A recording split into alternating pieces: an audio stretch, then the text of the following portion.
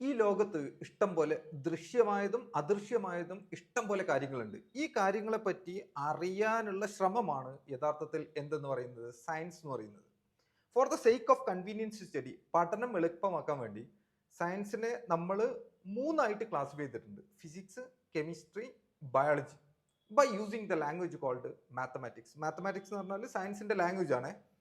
അങ്ങനെയാണെങ്കിൽ ഏതൊരു സംവിധാനത്തിന്റെ പറ്റിയും ഉള്ളിൻ്റെ ഉള്ളിലേക്ക് ഇറങ്ങിച്ചെന്ന് അതിന്റെ മൈക്രോ ലെവലിൽ അനലൈസ് ചെയ്യുന്നതാണ് കെമിസ്ട്രി എന്ന് പറയുന്നത്. ഒരു എക്സാമ്പിൾ നോക്കാം. ഓക്സിഡേഷൻ എന്നൊരു ടെക്നിക്കൽ ടേം ഉണ്ട്. എന്താണ് ഓക്സിഡേഷൻ എന്ന് ചോദിച്ചു കഴിഞ്ഞാൽ ഡിറ്റീരിയോറേഷൻ ആണ്, നശീകരണമാണ്. നശീകരണത്തെയാണ് നമ്മൾ എന്തെന്ന് വിളിക്കുന്നത്? ഓക്സിഡേഷൻ എന്ന് വിളിക്കുന്നത്. ഇപ്പോൾ ഒരു എക്സാമ്പിൾ എടുത്തു. ഞാൻ ഒരു അയൺ മെറ്റൽ പീസ് നശിക്കുന്നത് നോക്കി, അതിന്റെ ഉള്ളിൻ്റെ ഉള്ളിലേക്ക് എത്തിക്കഴിഞ്ഞാൽ അയൺ മെറ്റൽ പീസിന്റെ ഉള്ളിൻ്റെ ഉള്ളിലേക്ക് എത്തിക്കഴിഞ്ഞാൽ അയൺ ആറ്റം ഉണ്ട്. ആറ്റം എന്ന് പറഞ്ഞാൽ ന്യൂക്ലിയസ്, അതിനെ പൊതിഞ്ഞു സൂക്ഷിച്ചുകൊണ്ട് ആരുണ്ട്? ഇലക്ട്രോണുകൾ റിവോൾവ് ചെയ്തുകൊണ്ടിരിക്കുന്നുണ്ട്.